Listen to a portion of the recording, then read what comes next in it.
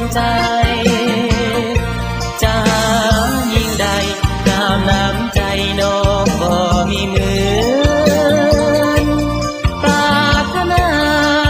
ควรตาน้องมาเป็นเพื่อน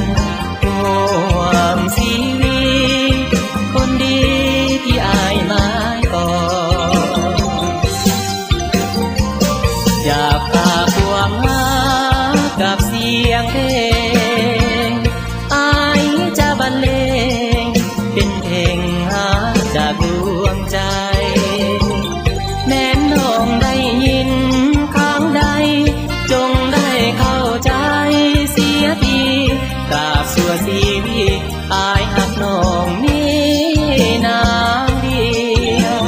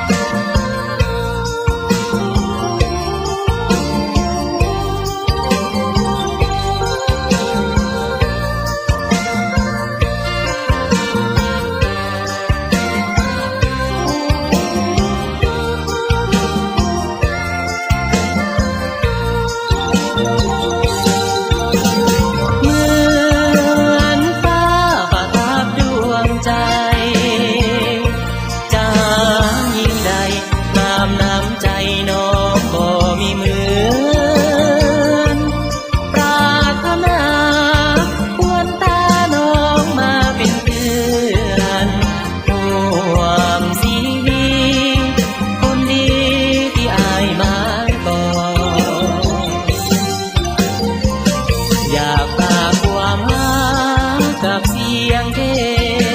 งอายจะบรรเลงเป็นเพลงหาจากดวงใจแม้น้องได้ยินครั้งใดจงได้เข้าใจเสียที